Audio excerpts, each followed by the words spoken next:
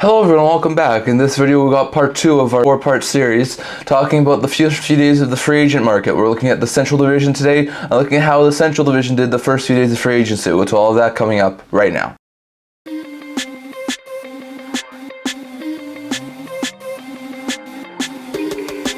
Hello everyone, welcome back to another video here at the UtahHC channel. Before we get into this video, don't forget to like this video, subscribe down below, think of your support we're able to without you guys. So if you haven't already, don't forget to subscribe button down below, don't leave a comment down in the comment section below listing all discussed in this video. Now as usual, I'm going to do another quick video here recapping free agency. So we're a few days into free agency now. I'm going to talk about all the signings that happened between the first and third days of free agency. I'm going to look at the Central Division today. There were a lot of interesting things that happened for the Central Division, and I think the power dynamic in the Central Division might have shifted after this free agency period. So we'll have to wait and see on that. But we'll start with the Blackhawks. They had a pretty good free agency period. Made some interesting signings. They made 8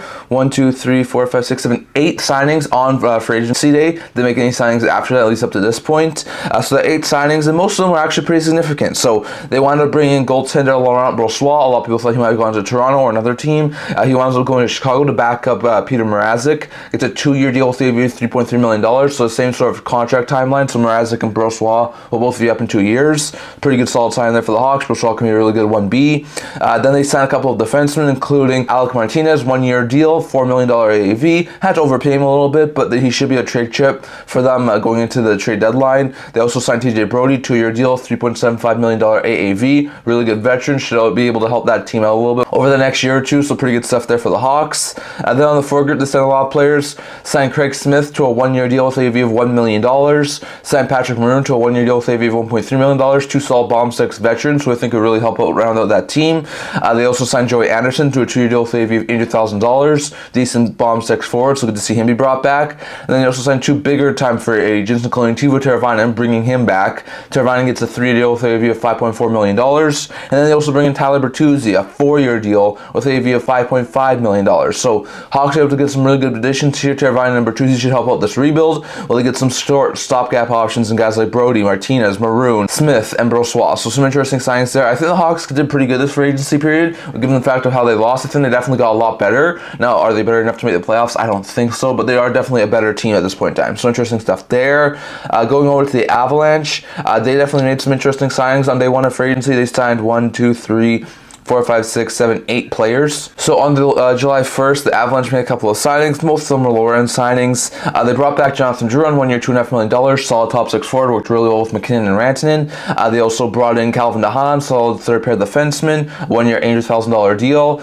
They brought in Parker Kelly, 2 year, $825,000 deal to be a solid bomb 6 forward. They brought back Kiviranta, 1 year league minimum deal. He was a solid bomb 6 forward last year for the Avalanche. They also brought in Jacob McDonald, who was a really good depth defenseman, 2-year deal, league minimum. They also bring in TJ Tynan, who's an AHL player, could be a call-up option, and Callie Rosen, who's a solid 7th-8th defenseman, both on 1-year league minimum deals. Then on July 2nd, they signed 3 players, including Chase Bradley to his ELC, a 2-year, $873,000 AAV deal. So interesting to see Bradley get his ELC.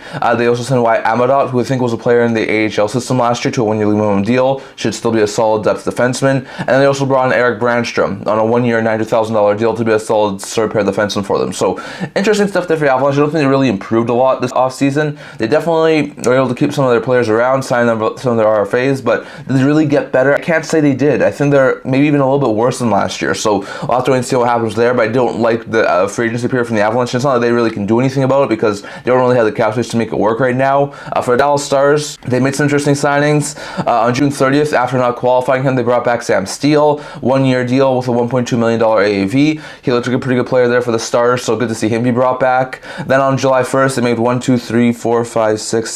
signings. So lots of interesting ones there. They brought back Matt Duchene, like a lot of people were expecting them to. 1 year, $3 million AAV deal. Looks like he's going to continue to be a solid middle 6 forward. They brought back Lundkvist on a 1-year deal with AAV of $1.25 million. So he should be a really good depth defenseman there for the Stars. They bring in Brendan Smith, 1 year, $1 million, solid 6/7 defenseman. They bring in Kyle Capobianco, depth defenseman, 2-year league minimum deal. Should be a call-up option at some points maybe. They brought in Cameron Hughes, Cole Lind on the forward group, both 1-year league minimum deals, both call-up options. On top of that, they brought in Casey Smith, signed to a 3-year, $1 million deal to replace the loss of Scott Wedgwood, so not too surprised there. On top of that, they also signed Matt Dumba and Ilya Lyubushkin. Lyubushkin gets a 3-year deal with AV of $3.25 million. Dumba gets a 2-year deal with AV of $3.75 million. So interesting to note there. Lyubushkin should replace a guy like Kahkonen. Dumba should replace a guy like Tanev. So interesting moves there for the Stars. And then on July 2nd, they signed Colin Blackwell to a 1-year league minimum deal. He should be a really good solid bottom six, if not spare forward. So interesting signings there for the Stars. Now once again, did they really get better? I mean, the Smith is a decent backup, so I think replacing him with Wedgwood is fine. The bottom six got a little bit better, but the defensive group did not get an overly bunch better. I mean, is Dumba and Lyubushkin a whole bunch better than Tanev and Kahkonen? I'm not exactly sure. So the Stars still have a really good construction. I think they still will be a really good team, but I don't think they really got a whole bunch better in free agency this year. So that's what I think of the Dallas Stars after their free agency period. They also made one small trade, trading Radek Faksa, who was another player in their bottom six, for into the final year of his deal, a $3.25 million cap hit, to St. Louis Blues for future considerations. So not too big of a trade there. They wind up moving on from him. They get future considerations in return to cap them. They get some more cap flexibility, so an interesting deal there for the Stars. Then we go over to the Minnesota Wild, who made 1, 2, 3, 4, 5, 6, 7, 8, 9, 10 signings on free agency day. First, they were able to extend Jacob Middleton, who was on term value of his deal, gets a 4-year extension with AV of $4.35 million. So really good for the Wild to get Middleton locked up, and he should be a long-term top 4 defenseman. They also signed Yakov Trenin, gets a 4-year deal with AV of $3.5 million. Pretty good signing there. Had a really good season with Nashville and Colorado last year. Should be a solid third-line forward there for the Wild, so it's a pretty good signing there. But then they also signed a lot of depth players. They brought in Travis Boyd, 1-year league minimum. They brought in Reese Johnson, 1-year league minimum. And they brought in Devin Shore, 1-year league minimum, as well as Brendan Gaunce, 2-year league minimum. All 4 of those guys could be potentially bottom 6 options or call-up options and play at the AHL level, so interesting stuff there. They also brought in Cameron Crotty, who's a defenseman, 1-year league minimum, probably play at the AHL level. They brought in Benjamin Jones, who's a center, 2-year league minimum, also probably an AHL player. They brought in Troy Grosnick on the goaltending side, 1-year league minimum, probably a player who plays at the AHL level, as well as Joseph Sicioni, who's a defenseman, 1-year league minimum, AHL level player. So some interesting stuff there. The Wild improve. I could see them improve a little bit. I mean, Trenin addition is a really good addition there for them. They didn't really subtract much because they didn't have too many UFAs, so I think they did really good this offseason, and I think at this point in time they got themselves a little bit better. Is it enough to get them into playoffs? I'm not sure at this point in time, but I do think they got themselves a lot better. Going over to the Nashville Predators, they made a few signings on July 1st. 1, 2, 3, 4, 5, 6, 7, 8, 9, 10 in total. So we'll get to some of the smaller ones first. They signed Matt Murray to be their third stringer. So that's an interesting move there for the Preds. 1-year league minimum. Should be a solid third stringer. Was there in Dallas. They signed Jacob Lucchini. 2-year league minimum, should be an AHL player, call-up option. Vinny Hinostroza, 2-year league minimum, could be a fourth liner, could also be a call-up option. So interesting to pick up there for the Preds. They brought back Alex Carey on a 3-year deal with AV of $3.75 million. Solid second, third pair defenseman, so that's a really good pickup there for the Preds. They brought in Scott Wedgwood to be their new backup after Lundkvist was left. 2-year deal with AV of $1.5 million. That's a pretty good pickup there for the Preds. They also extend goalie UC Saros. He was entering the final year of his deal. Gets an 8-year extension with AV of $7.74 million. So that's a pretty good pickup there for the Preds. They also signed Nick Blankenberg, 2-year deal, league minimum. He should be a solid 7th-8th defenseman there for the Preds. That's a pretty good pickup there. And then we saw him sign 3 of the biggest free agents in this year's free agency class. They signed Brady Shea, 7-year deal, $7 million AAV. He should be able to replace Ryan McDonough. Should be a little bit better than that. They also bring in Steven Stamkos, 4-year deal, $8 million. They've got their top line center now, and someone who can put up 70 to 80 points consistently. Also is a former 40 goal scorer, put 40 goals this past year. And then they also signed Jonathan Marchessault, a 5-year deal with AV of $5.5 million. Marchessault's a really good top 6 forward, can put up 40 goals as well. So this team needs some offense, and they get it with guys like Marchessault and Stamkos, and Skjei should make that defense a lot better. So the Predators have tremendously improved this year. They hit 99 points. They were first wild card. I think there's a likely chance they finish in the top 3, if not the top 2 next year in the Central Division with the way this is shaping up right now. I mean, they have the good goaltending, they have a solid defense, and now they've got some scoring on their offensive side. So that's my opinion on the Nashville Predators. They've improved dramatically. They also signed Kiefer Bellows yesterday to a 1-year, 2-way deal, $775,000 to be a solid depth option. So interesting signings there for the Predators, but they definitely, in my opinion, have improved a lot over the past couple of days. Next, we go over to the St. Louis Blues. They didn't make too many signings over the past few days. I mean, they signed Hunter Skinner, who was an RFA, on June 30th, 1-year league minimum. Not too surprised there. He's a solid depth addition there on the defensive end, so good to see him be kept.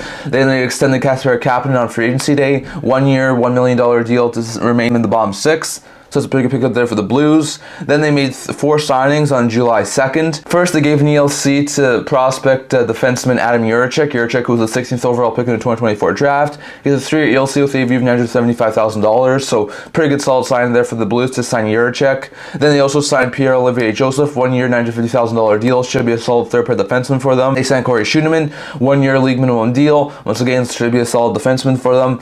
And then they also signed Pavel Buchnevich to an extension, 6 years, $8 million. So the trade talks around him is gone, and Buchnevich will remain with the St. Louis Blues. And they also made 2 small trades. We talked about the one earlier. Faksa they acquired from Dallas for future considerations. Pretty good pickup there for the Blues. And then they also acquired Mathieu Joseph as well as the Ottawa's 2025 third-round pick from Ottawa in exchange for future considerations. So they're able to get another solid piece there in Joseph as well as the third. So they now have both of the Joseph brothers after signing Pierre-Olivier and trading for Mathieu. So interesting stuff there. But I think the Blues did all right. Not overly great, and I'm not sure if they'll really take a step forward to playoffs next year, or maybe even take a step back. But they didn't really do what I expect them to do and make some more moves on the blue line. But I do like the addition of Pierre-Olivier Joseph, Mathieu Joseph, Rack Faksa in the forward group, as well as Alex Texier should make that forward group a little bit better, especially that bottom 6. Extending Buchnevich is really good. So I'm not saying they had a bad free agency period, but I'm not sure if they exactly got a whole bunch better. Going over to the Utah franchise, we saw make some interesting moves at the draft, acquiring Sergachev, acquiring Marino. Well, they made some interesting moves here too. On June 30th, they signed Valimaki to a 2-year deal with a fee of $2 million, and Jersey to a 4-year deal with a fee of $6 million. Both are really good top 4 defensemen this past year for Arizona, so to see them stay in Utah is really good. On July 1st, they made 4 signings. They signed Ian Cole to a 1-year deal with a fee of $3.1 million. They signed Kevin Stenlund to a 2-year deal with a fee of $2 million. Cole's really good 6'7" defenseman. Stenlund's a really good bottom 6 forward. They extended an ELC to Matika, who gets a 3-year ELC with a fee of $870,000. And they also got Kevin Kahkonen, who gets a 2-year deal with a fee of league minimum deal. So interesting stuff there. 2 days ago, signed Andrew Agazzino to a 2-year deal with a fee of league minimum. Signed Travis Barron to a 1-year deal league minimum. So some interesting depth additions there on the forward group. And then yesterday they signed Milos Kellerman, who was an RFA, 1-year league minimum. So not too surprised there. Utah got some interesting opportunities there, getting some RFAs and some depth additions there, but some pretty good pickups there on the free agent market. Like I said, not overly significant, not exactly what I was expecting, but after the moves they made on the defensive end, I'm not too surprised that they did not do overly abundance of free agency, and I do like what they added here in Stenlund and Cole. So interesting stuff there for Utah. And then we go over to the Winnipeg Jets, another team who really didn't do an overabundance over the past couple of days. July 1st, they made 3 signings. Brought back Colin Miller on a 2-year deal with a fee of $1.5 million. Solid third pair defenseman, so good to see him back. They brought in Eric Comrie on a 2-year deal with a fee of $825,000. So he should be the new third stringer there in Winnipeg. And then they brought in Capo Kahkonen to be the backup to Hellebuyck. 1-year deal, $1 million. Had some pretty good numbers in San Jose and New Jersey last year, so he should be a solid backup there for the Jets. Then on July 2nd, they signed Jared Anderson-Dolan, who was intended a qualifying offer from the Predators. 2-year deal, league minimum. Should be a solid either call-up option or bottom 6 forward there for the Jets. And then yesterday they signed Mason Shaw, who's on the forward group, and Hayden Fleury on the defensive end, both to 1-year, 2-way league minimum deals. Fleury could be a solid call-up option or 7th defenseman there. Shaw should be a solid spare forward for the Jets. So some interesting moves there for the Jets, but they did not do a whole bunch. They haven't even moved Ehlers yet. They haven't moved McGrady. They haven't brought in any significant players besides bringing in Kahkonen to be their backup goaltender. So I don't really like what the Jets have done. I wouldn't be surprised if they took a major step back this next year. So in my opinion, I like what the Hawks have done. They've gotten a lot better. I'm not sure if they'll get them into the playoffs, but I do like what they've done so far in free agency. For the Avalanche, haven't looked at them so far. I mean, they brought back Jordan, which is good, but they haven't really made too many significant moves, and I'm not sure if they'll be as good as they were last year, especially with them missing Lyubushkin and Landeskog potentially for the first bit of the season. So interesting stuff there. For the Stars, like I said, same sort of thing as the Avalanche. I think they did get a little bit better, but not too much, and I wouldn't be overly surprised if they took a tiny step back next year. I feel like the Wild, I like what they've done, extending Middleton, bringing in Trenin, adding some more depth to their team. I like what they've done. I think they could potentially make back to the playoffs next year, but it wouldn't be a guarantee in my opinion. I feel like the Nashville, they've definitely improved dramatically, especially with the additions of Stamkos, Marchessault, Skjei. I would not be overly surprised if they went from first wildcard to a top 3, maybe even top 2 team in the Central next year. So I really do like what the Nashville's done. St. Louis has done some decent things, adding the Joseph brothers, bringing in Faksa, extending Buchnevich. They've even done some decent things, but is it really enough to get themselves back into a playoff spot? I'm not exactly sure. I still would like some change on that blue line. Utah, I really like what they did at the draft. Add some more depth pieces here in Cole and Stenlund. So not an overly huge and flashy free agency period so far from Utah, but I really do like what they've done. They've made that team, in my opinion, closer and closer to being a playoff team. If you look at Winnipeg, only bringing Kahkonen, adding some more depth pieces, not overabundance of really change there for the Winnipeg Jets. I'm not exactly sure if that's, in my eyes, giving them enough confidence to be a playoff team again next year. So we'll have to wait and see exactly what happens there, but that's my opinion on the Central Division of the first 3 days of the free agency period. Definitely left you guys thoughts on what you think about these 8 teams. Who do you think's improved the most? Who do you think's decreased the most? And who do you think could potentially make the playoffs or didn't make the playoffs next year from the Central? Definitely left you guys thoughts on all that down in the comment section below. That's what I'm going to talk about for today. Or until this video, if you'd like to, remember to subscribe down below. Thank you for your support. We're able to love you guys. So if you haven't already, don't forget to subscribe button down below. Don't forget to leave a comment down in the comment section below so I'll discuss in today's video. Also, blog time and news, rumors, analysis. If that's something, check that out. I'll leave a link in the description below. And can't wait to see you guys all for next video. See you guys soon.